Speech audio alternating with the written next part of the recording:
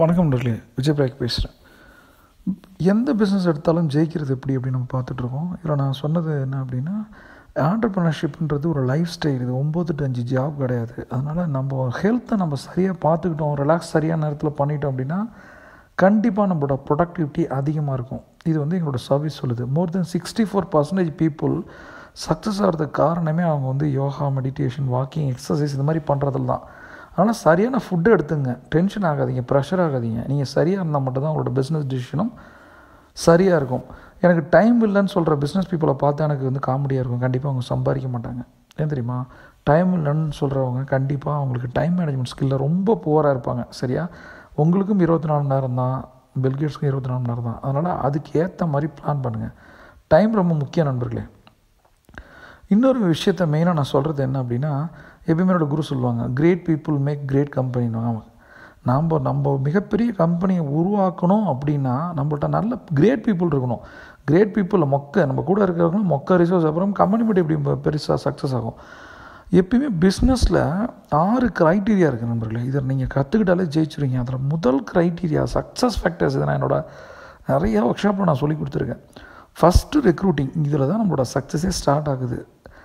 சரியான பீப்புள் எடுங்க, சரியான ரிசோர்ஸ் எடுங்க. இந்த ரெக்ரூட் இப்போ சரியான ஆளை பண்ணிட்டீங்கனாலே உங்களுக்கு அவங்க சிஸ்டம்குள்ளே வந்துட்டாலே உங்களோட பிஸ்னஸ் சக்ஸஸ்ஃபுல்லாக நடந்துடும். அதனால் எப்படி எடுக்கணும், அவங்கள எப்படி கொண்டு போகணுன்றதை நான் இப்போ உங்களுக்கு சொல்லித்தரேன்.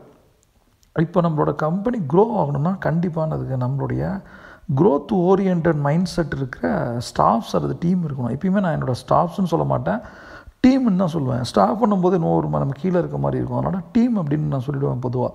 அதனால் நீங்கள் முதல் ரெக்ரூட் பண்ணும்போது உங்களுடைய கல்ச்சர்ஸ், நம்மளோட பிஸ்னஸ் கல்ச்சரை சொல்லுங்கள். இதுதான் என்னோடய கல்ச்சர், இதுதான் என்னோடய வேல்யூ, என்னோடய விஷன் இது தான். இதை நோக்கி நம்ம கம்பெனி போயிட்டுருக்கு. எங்கே இல்லை, நம்ம கம்பெனி போயிட்டுருக்கு. நீங்கள் வந்தீங்கன்னா இதுதான் உங்களோட பார்ட்டு. உங்களுக்கு இதெல்லாம் கம்பெனி பண்ணும்போது இதெல்லாம் உங்களுக்கு கிடைக்கும். இதெல்லாம் நீங்கள் பண்ணுங்கள், கம்பெனி இதெல்லாம் உங்களுக்கு தரும். இந்த மாதிரி கொண்டு போகணும். அப்போ நமக்கு எவ்வளோ அளவு பேக் போன் நம்மளோட சக்ஸஸுக்கு நம்மளோட எம்ப்ளாயிஸ் தான் நண்பர்களே. அதனால் எந்த ஒரு எம்ப்ளாயும் அடிமையாக இருக்கணும்னு நினைக்காதீங்க. ஏன்னா நமக்கு ராமசாமி போடுறோம் வந்தாலே லைஃப்பில் ஜெயிக்க முடியாது. நமக்கு சரியான சொல்லணும், இது சரி இது தப்பு சார்னு யார் ஒருத்தங்க சொல்கிறாங்களோ கண்டிப்பாக நம்ம பிஸ்னஸ் நல்லா நடக்கும் நண்பர்களே. ஆமாசாமி போடுறவனால ஒரு யூஸும் கிடையாது. சரியா? இதுக்கு இன்னொரு கீ பாயிண்ட் நான் சொல்லித்தரேன். எப்பயுமே பிஸ்னஸை பொறுத்த வரைக்கும் நீங்கள் உங்களோட ஒரு புத்திசாலியை ரெக்ரூட் பண்ணுங்கள். சரியா? அப்போ தான் கம்பெனி டெவலப் ஆகும்.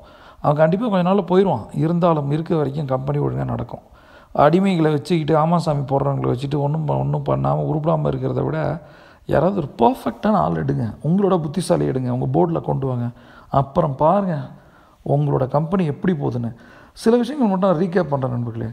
என்னோடய குரு சொல்கிறது தான், great people make great company. அவ்வளோதான். நம்மளோட கம்பெனி கிரேட் கம்பெனியாக இருக்கணும்னா கிரேட் பீப்புள் நம்ம கூட இருக்கணும். நம்ம பிஸ்னஸ் அப்போ தான் க்ரோ ஆகும்.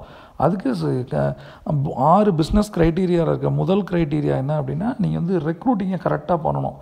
இன்டர்வியூ பண்ணும்போதே நீங்கள் சொல்லுங்கள், இதுதான் என் கல்ச்சர், இதுதான் என்னோடய வேல்யூன்னு சொல்லுங்கள். அதுக்கேற்ற மாதிரி ஆள் எடுங்க. விஷனை சொல்லுங்கள், இதுதான் என்னோடய விஷனு, இதுதான் உங்களோட பங்கு, இது உங்களோட ரோல் இது. அப்புறம் உங்களோட புத்திசாலியான ஒரு பர்சனை உங்களோட டீமில் கொண்டு வாங்க. அப்புறம் பாருங்கள் பிஸ்னஸ் பின்னும்.